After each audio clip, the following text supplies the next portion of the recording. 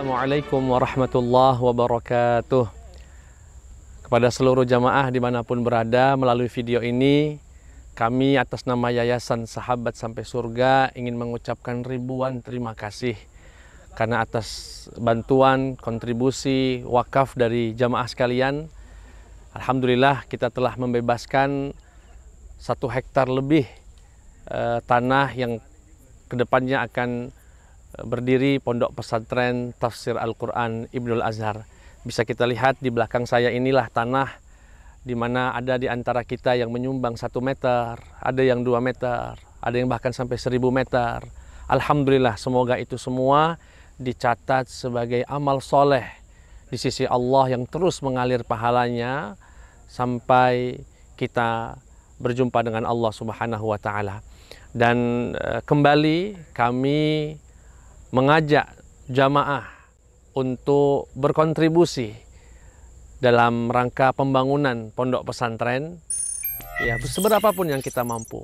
Mungkin kita mampu 1 sak semen misalnya, 1 batang besi, tidak mengapa. Insya Allah itu semua akan dicatat sebagai pahala yang terus mengalir di sisi Allah Subhanahu wa Ta'ala.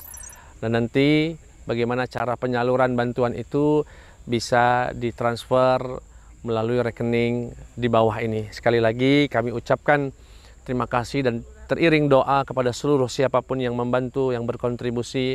Semoga Allah sehatkan, semoga Allah lancarkan segala urusan, dan Allah lindungi keluarga kita semua dunia dan akhirat. Barakallahu fikum.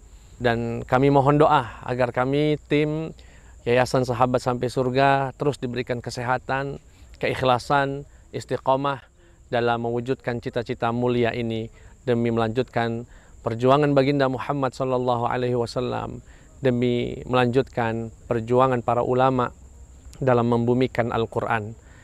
Terima kasih. Jazakumullahu khairan. Wassalamualaikum warahmatullahi wabarakatuh. Bismillahirrahmanirrahim.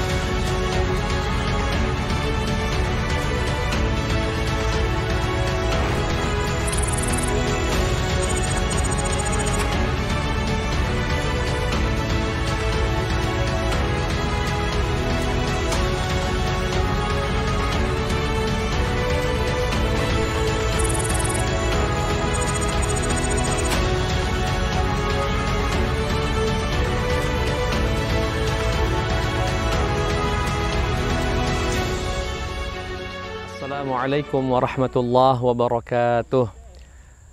Kepada seluruh jamaah dimanapun berada, melalui video ini kami atas nama Yayasan Sahabat Sampai Surga ingin mengucapkan ribuan terima kasih karena atas bantuan, kontribusi, wakaf dari jamaah sekalian.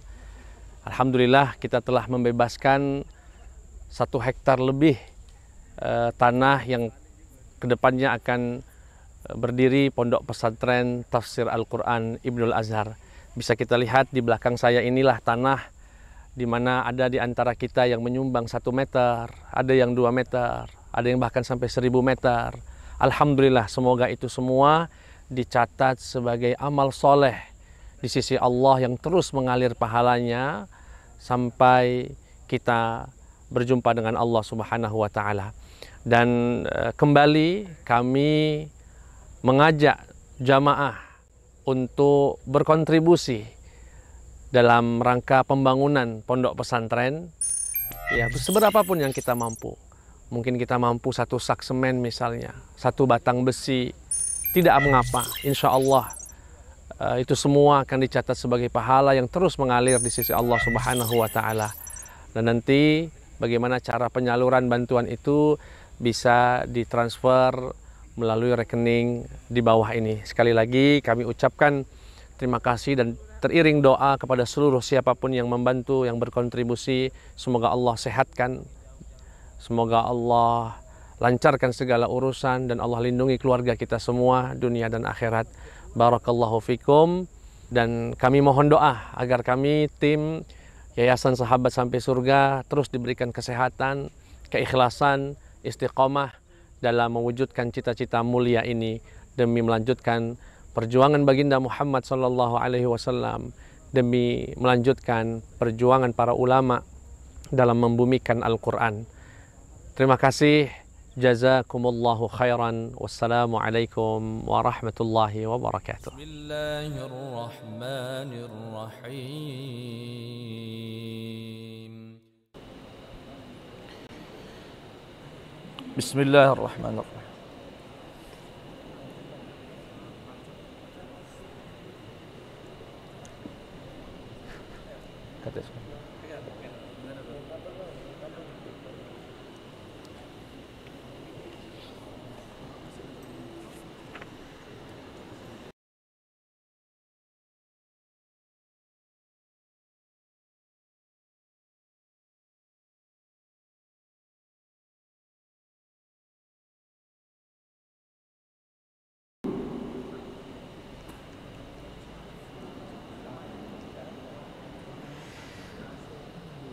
Bismillahirrahmanirrahim.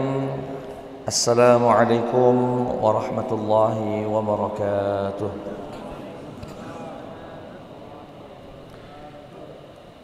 Alhamdulillah wa afdalus salati wa atammut taslimi ala sayyidina Rasulillah Nabiyyina Muhammad ibni Abdullah wa ala alihi wa sahbihi wa mawalah wattaba'a hudah, amma ba'd. Alhamdulillah, segala puja dan puji syukur senantiasa kita persembahkan kehadirat Allah Subhanahu wa ta'ala.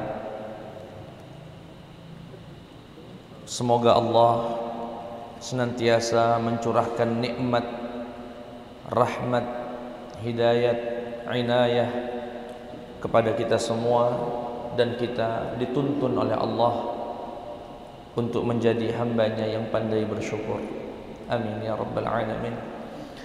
Salawat beriring salam tercurahkan kepada Nabi besar Muhammad sallallahu alaihi wasallam, Nabi yang bersabda, "Sallu kama raaitumuni usalli."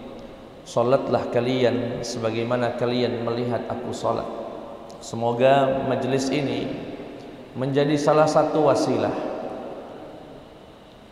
untuk memperbaiki kualitas salat kita sehingga mendekati, menyerupai salatnya baginda Muhammad sallallahu alaihi wasallam. Amin ya rabbal alamin. Pada malam hari ini kita akan belajar aturan sholat bagi musafir. Nah, ini penting karena mungkin sering kita alami tapi kita masih bingung ketika seseorang melakukan safar.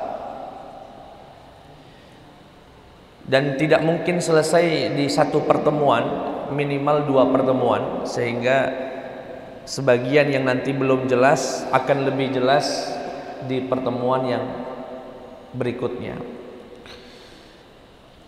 Mengawali aturan sholat bagi musafir, Ustadz kutipkan ayat dalam surat Al-Hajj ayat ke-78. A'udzu billahi minasy syaithanir rajim. Wa ma ja'ala 'alaikum fid dini min haraj. Ay innahu subhanahu wa ta'ala lam yusyarri' min ahkamid dini ma yuqi'uhu fil jahdi wal 'anad. Ayat ke-78 dari surat Al-Hajj menegaskan bahwasanya Allah Subhanahu wa taala tidak pernah sekalipun menetapkan hukum dalam agama yang sifatnya menyulitkan. Artinya apa? Yuridullahu bikumul yusra wa la yuridu bikumul usra. Allah itu menginginkan kemudahan dan tidak menginginkan kesulitan. Dan ini menjadi ciri khas ini. Ciri khasnya syariat Nabi Muhammad itu selalu hadir kemudahan pada waktunya. Ketika seseorang tidak sanggup berdiri, datang aturan mengizinkan untuk sholat duduk. Ketika tak mampu seorang muslim melaksanakan sholat dengan cara duduk, datang aturan mengizinkan untuk berbaring. Ketika berpuasa di bulan Ramadan, kemudian dia mengalami sakit sehingga tak bisa menahan lapar dan haus, turun syariat meringankannya. Selalu hadir kemudahan di saat kondisi yang tepat. Mengapa demikian? Karena Allah yuridu bikumul yusra. Allah menginginkan kemudahan. Wala yuridu, dan Allah tidak menghendaki bikumul usr, kesulitan. Nah, salah satu yang menyebabkan datangnya kemudahan itu safar. Sekali lagi, salah satu sebab yang mendatangkan kemudahan itu adalah safar. Mengapa safar itu menjadi salah satu penyebab kemudahan, Ustadz? Karena Rasulullah yang berkata, as-safaru qit'atun minal azab. Safar itu potongan dari azab. Safar itu kan tidak mudah. Ninggalkan keluarga, segalanya terbatas. Bukan di rumah sendiri, mau pakai air umum, terkadang capek, letih, berkeringat, berhenti nggak bisa berhenti di mana saja. Perbekalan terkadang terbatas.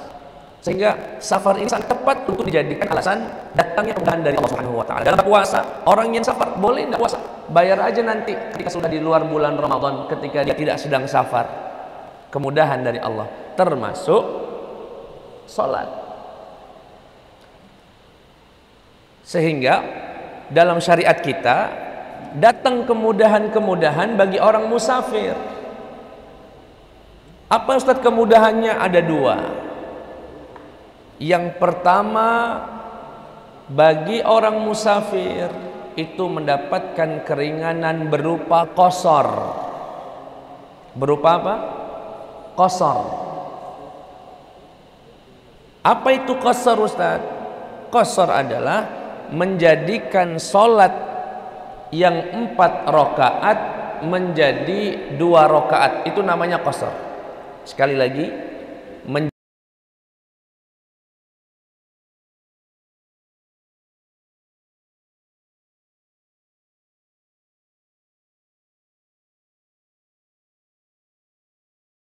jadikan sholat yang 4 rakaat menjadi 2 rakaat.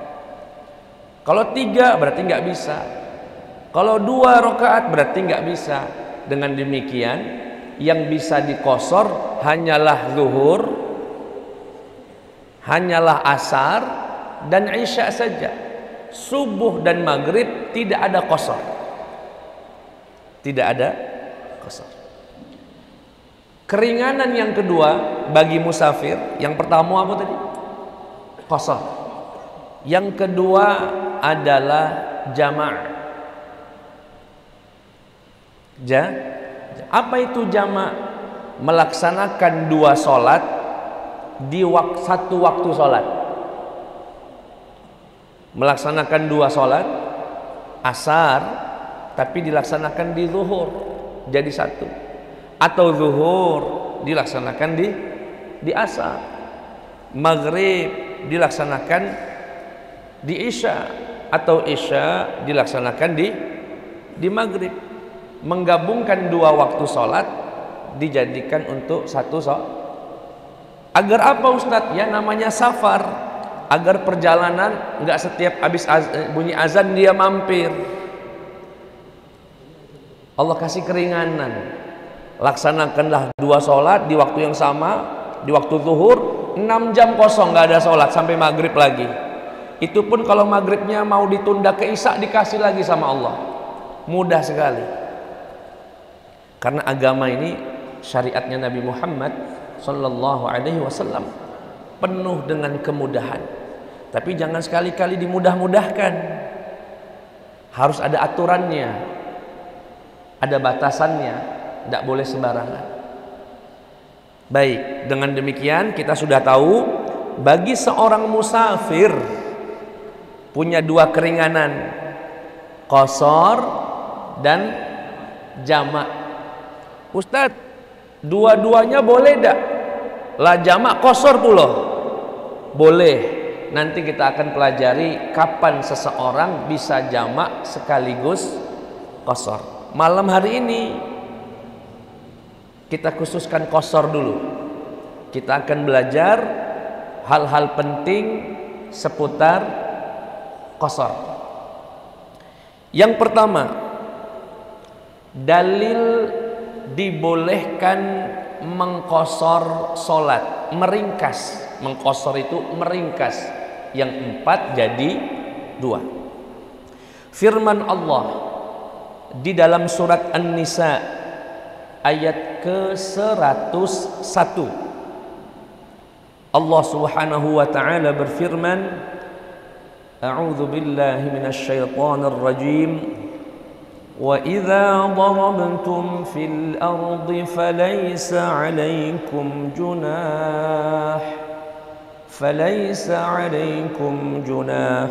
an taqsuru minas shalah in khiftum an yaftinakumul ladzina kafaru, dan seterusnya. Apa kata Allah?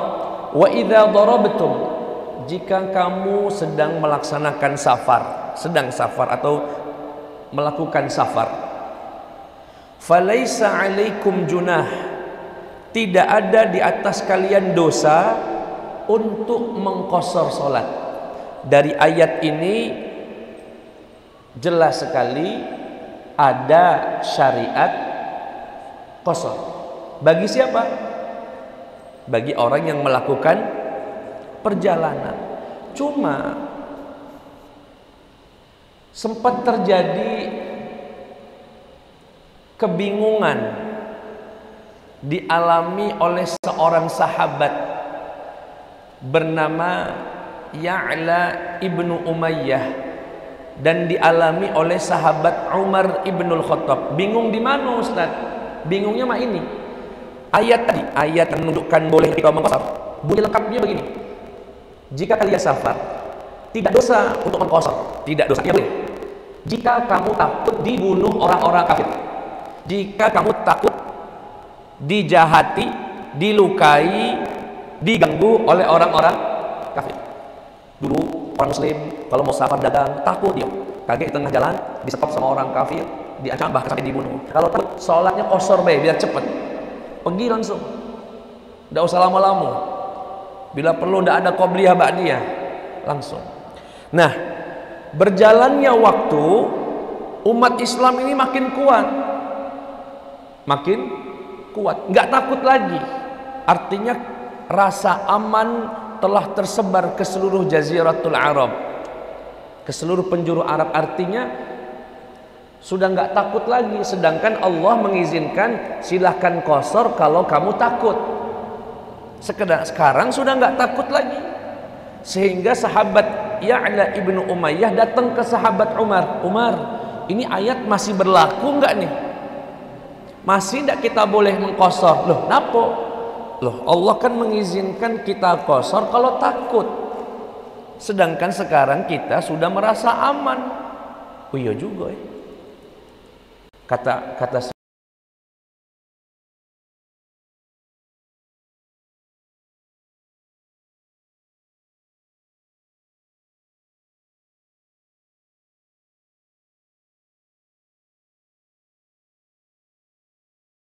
Sayyidina Umar, fa'ajibtu mimma ajibta minhu. Oh, saya juga kaget dan seperti yang kamu kaget. Ya sudah, kita tanya saja ke Rasulullah sallallahu alaihi wasallam.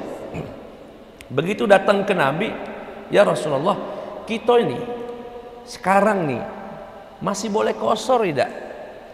Memang kenapa kamu bertanya begitu? Karena kita sudah aman ya Rasulullah. Sedangkan Allah mengizinkan kita kalau sedang rasa takut, terancam. Apa kata Rasulullah? Sadaqatun tasaddaqa bihallahu alaikum faqbalu sadaqatah. Wahai Umar, keringanan mengqasar itu sedekah dari Allah untuk kalian. Terima saja, nggak usah ditanya-tanya. Terima saja. Artinya apa? Berdasarkan hadis ini, qasar boleh selama safar walaupun nggak takut. Walaupun bunyi ayatnya, in khiftum ayyaftinakumul ladzina kafaru. Kalau kamu takut difitnah, diancam, dibunuh bahkan oleh orang-orang kafir. Sampai sini jelas. Artinya apa? Qasar boleh bagi musafir baik dalam keadaan aman, apalagi dalam keadaan terancam dan takut. Sampai sini Ustadz kira sangat jelas dan tegas adanya syariat mengqasar sholat. Pertanyaannya, adakah syarat-syaratnya Ustadz? Syarat-syarat seseorang boleh melaksanakan qasar. Yang pertama, pelan-pelan Pak ya, ini penting nian karena kita ini sering safar bingung. Ketika bingung akhirnya ya sholatnya ndak nikmat. Aku ini bener ndak berapa lama boleh qasar? Gimana aku boleh qasar? Macam-macam. Yang pertama, an tata'allaqa bi dhimmatihi fi safar wa yu'addiha aidan fi safar. Boleh mengqasar bagi musafir jika kewajiban itu datangnya saat safar. Jadi boleh mengqasar bagi musafir jika kewajiban sholat itu tiba pada dia saat dia musafir dan melaksanakannya pun saat dalam keadaan safar. Sampai situ dulu kami yakin belum paham ya. Pelan-pelan nih. Apa tadi? Boleh mengqasar sholat jika kewajiban sholat datang kepada dia saat dia safar dan dia melaksanakannya saat masih safar. Berarti gimana Ustaz maksudnya? Begini, Bapak mau ke Lampung, jaraknya sudah memenuhi syarat karena jarak boleh qasar itu 81 km, Lampung 300 km. Bapak sama ibu siap-siapkan barang macam-macam, bunyi azan zuhur, Allahu Akbar, Allahu Akbar. Bapak masih di rumah, artinya kewajiban sholat zuhur datang saat kita belum safar. Itu nggak boleh. Oh kaget baik kita sholat di rest area yang kedua, kita qasar di sana, nggak boleh. Kenapa? Nggak boleh. Karena saat datang kewajiban sholat kita belum safar.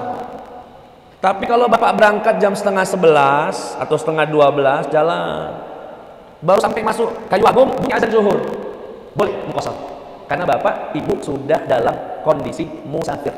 Sampai sini jelas. Itu mana bahwasanya boleh mengqasar jika kewajiban sholat datang saat safar. Tapi kalau masih beres-beres, masih di rumah, kemudian mau mengqasar nanti di jalan, tidak boleh. Berarti kalau boleh gimana Ustaz? Ya wajib 4 rakaat, nggak boleh 2 rakaat. Atau melaksanakannya saat safar, Bapak Ibu mau ke Lampung, baru nyampe rest area kilometer 200 misalnya, bunyi azan zuhur. Kata Bapak Ibu atau ibunya ngomong, Pak, sholatnya kaki melah. Pas kita balik rumah maksudnya. Dia dapat keringanan qasar, tapi melaksanakannya sudah di rumah, nggak boleh lagi. Gugur sudah. Gugur. Sampai sini kira-kira jelas. Oke. Nah, yang dari masalah begini, yang saya catat dari kitab At-Taqrir tentang mengqadha sholat. Tentang qadha sholat. Saya mau pergi ke Barat. Barat berapa kilo? Ya, lebihlah dari 100 kilo ya. Mungkin 200 kilo mungkin. Barat. Saya boleh. Barat, jam 11 tadi Barat. Jam 1 atau 15 terasa Allahu Akbar, Allahu Akbar. Aku qasar lah. Ingat dia mau apa? Boleh enggak dia qasar? Boleh, karena kewajiban datang saat dia musafir. Nunggu nyari masjid misalnya. Apa tiduran? Seperti supirnya yang tiduran, supir tiduran nabrak dia penumpang, mungkin di kereta mungkin ya. Begitu bangun sudah sampai rumah, kebetulan dia noleh aja sampai di rumah. Belum sholat, zuhur tadi. Yang mau difoto apa sih? Sholat kosong, zuhur. Mau difoto tapi dia sudah di rumah, sudah tak bisa. Sholatnya tetap 4 rakaat walaupun yang difoto. Sampai jelas gitu. Semoga jelas, semoga jelas. Atau sebaliknya, dia mau mengkodok sholat yang bukan kosor. Tidur jam 11, bangun bingung, pingsan mau, bukan lagi. Karena buru-buru dia langsung naik mobil. Kali lah di pesawat aku, ini apa namanya? Mengkodok sholat. Akhirnya pasti dia musafir.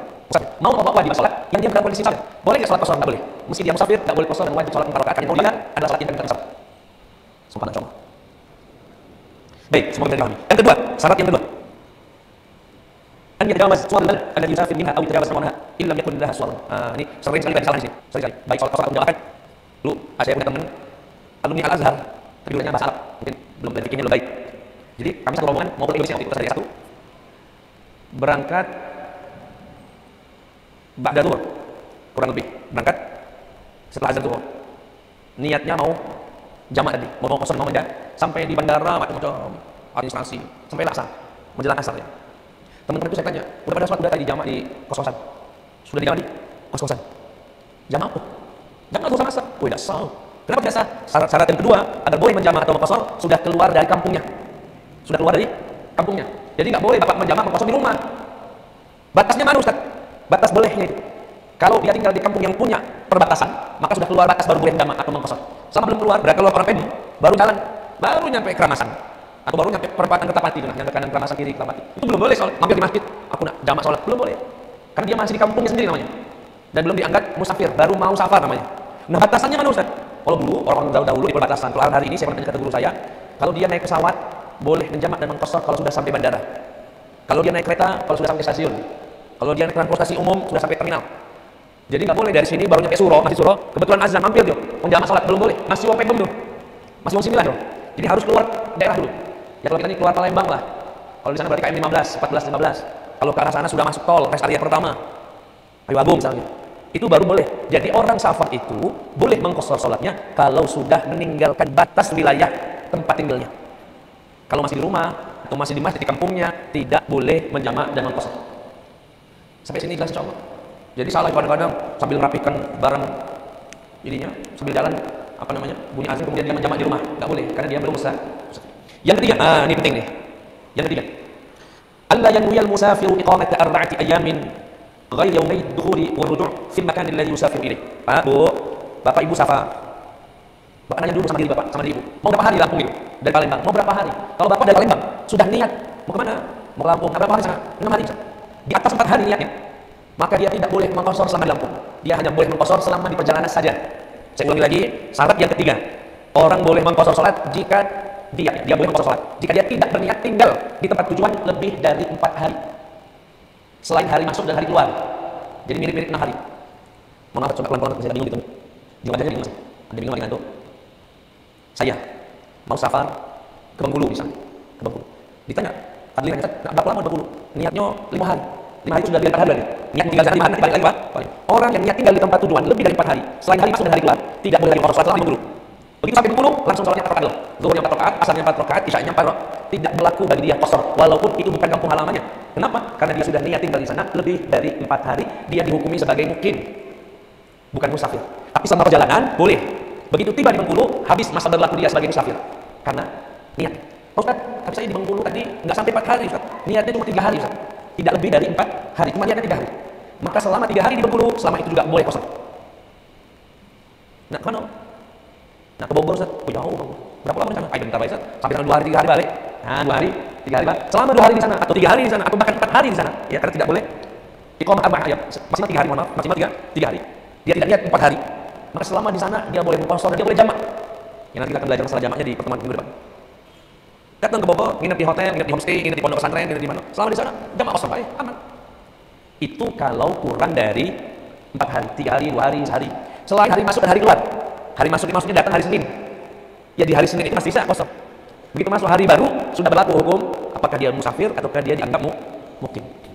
Sampai sini jelas kan? Yang ketiga, ada orang safar. Ini masih di syarat yang ketiga dari safar. Dan dia nggak tahu berapa hari. Dan ini banyak nih. Berapa di Jogja misalnya, mau hari, ada tahu tergantung tugas ini. Kalau gawe selesai, gawe belum selesai, lanjut kan bisa. Oh gitu. Berarti orang ini belum tahu berapa hari dia akan di tempat satu. Selama dia belum tahu, dia diizinkan mengqashar sholatnya 18 hari. Catat ini, Pak. 18 hari. Selain hari masuk dan hari keluar. Enak sekali, ringan sekali. Misalnya di sana mau kemana? Ya udah jauh-jauh lah, sini ke Lahat deh. Ngapain? Suruh buat ini apa itu? Pasang keramik lah misalnya. Berapa hari? Tidak tahu, tergantung kayak gimana kondisi. Misal, berarti dia tidak tahu. Nah, tukang ini selama di sana boleh menjamak, boleh mengqashar selama 18 hari. Dengan demikian, Ustaz simpulkan untuk mudah lagi. Syarat yang ketiga, bagi orang yang mau mengqashar sholatnya, hendaknya dia tidak berniat di tempat safar itu lebih dari 4 hari atau lebih. Kalau dari rumah dia sudah punya niat mau tinggal 4 hari lebih, maka dia tidak punya hak untuk mengqashar kecuali di perjalanan saja. Yang kedua, orang ini safar dan niatnya kurang dari 4 hari, artinya 3 hari 2 hari, maka orang ini selama di sana di tempat safar boleh mengqashar sholatnya. Yang ketiga, orang safar dan tidak tahu berapa lama dia di sana, maka diizinkan untuk mengqashar sholatnya selama 18 hari. Ini semua ada dalilnya, saya tidak sebutkan karena waktu kita yang terbatas. Ya, saya bacakan satu hadis saja untuk pegangan kita, jangan sampai ini dikira kata dalilnya. Riwayat Imam Abu Dawud bahwasanya sahabat Imran ibn Husain radhiyallahu anhu qala, ghazawtu ma'a Rasulillah, saya pernah ikut perang bersama Rasulullah. Wa syahidtu ma'ahu al-fath, dan saya juga ikut pembebasan kota Mekah. Jadi saat Mekah diambil kembali oleh umat Islam di tahun ke-8 Hijriah dari orang-orang musyrik kabur galuh, Nabi tinggal di sana 18 hari. 18 la yusalli illa rak'atain, dan kulihat Nabi enggak pernah salat yang 4 rakaat kecuali 2 rakaat saja. Selama di Mekah. Ada dalilnya, bukan dikarang-karang. Ada dasarnya. Nabi itu tinggal saat pembebasan kota Mekah 18 hari, dan selama itu diperhatikan oleh sahabat Imran, Nabi zuhur 2 rakaat, asar 2 rakaat selama tinggal di sana. Kenapa? Nah, ini dijelaskan oleh ulama, karena Nabi berangkat ke Mekah dan beliau belum menentukan berapa hari di sana. Tidak ada informasi dari Nabi, para sahabat, kita mau berangkat ke Mekah kira-kira 7 hari lah, dekati. Nah, artinya bagi orang yang safar dan dia tidak tahu mau berapa lama di sana, diizinkan 18 hari mengqashar salat sebagaimana Nabi Muhammad yang safar dari Madinah ke Mekah, membebaskan kota Mekah, dan selama 18 hari tinggal di sana. Kata sahabat Imran, saya tidak pernah melihat Nabi salat yang 4 rakaat kecuali 2 rakaat. Artinya Nabi selama itu mengqashar salatnya. Oke. Yang keempat, syarat yang terakhir yang disebutkan dalam kitab ini. Kalau dalam kitab Taqrir itu sampai 11 atau 13 syaratnya. Banyak, tapi insya Allah tidak mengurangi substansinya. Yang keempat, perhatikan, boleh mengqashar salat selama tidak jadi makmum penduduk setempat. Boleh mengqashar salat selama dia tidak menjadi makmum bagi penduduk setempat. Bapak berjalan ke Lahat, mampir di Gelombang, salat duhur sama wong kampung situ. Salat duhur, wong kampung 4 rakaat, bapak jadi makmum. Tidak boleh 2 rakaat salam dewean. Assalamualaikum. Imamnya suruh lanjut, tidak boleh. Di sini dia harus 4 rakaat mengikuti Pak Ustaz. Boleh nggak dibalik? Kami jadi imam buat penduduk setempat, boleh. Bapak sholat, begitu mau sholat datang warga nanya, bapak nak sholat kami boleh jadi makmum? Boleh, tapi kami nak qashar Pak, lajulah. Dia jadi makmum, kita niatnya qashar, boleh nggak Ustaz? Boleh. 2 rakaat salam. Setelah 2 rakaat salam, assalamualaikum warahmatullahi, assalamualaikum warahmatullahi, jamaah warga setempat suruh melanjutkan 4 rakaat. Kadang-kadang penduduk setempatnya tidak tahu kalau kita qashar. Kalau ini kan masih ada kesepakatan. Kadang-kadang kita lagi sholat qashar, Allah ditepuk sama warga setempat, dikira wong sinilah. Begitu Allah 2 rakaat, kita yang jadi musafir tadi, wah, kenapa dia nepuk aku? Dia kan tidak tahu kalau kita ini musafir dan sedang mengqashar. Kalau hadis Nabi Muhammad ini diriwayatkan oleh sahabat Ibnu Abbas radhiyallahu anhu, ketika beliau ditanya, ma balul musafir yusalli rak'atain idzan farada wa arba'an idza tamma bimuqimin, faqala tilka hiya sunnah. Kata sahabat Ibnu Abbas ketika ditanya, bagaimana ini ada musafir sholat 2 rakaat kalau sendiri, tapi kalau jamaah dia jamaah dengan warga setempat, dengan mukim dia 4 rakaat, gimana ini dia? Kata Ibnu Abbas, ya begitulah ajaran Nabi Muhammad sallallahu alaihi wasallam. Nah,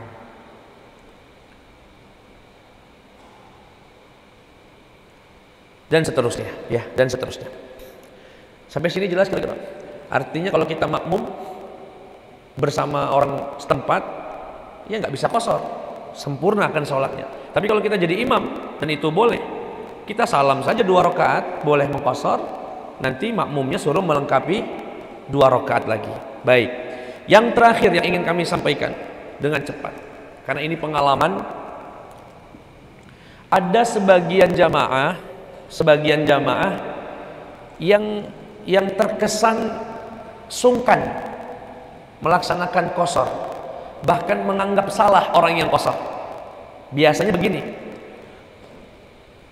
ketika perjalanan satu rombongan menuju satu tempat dan tidak buru-buru, tidak kate, istilahnya target yang harus cepat digapai.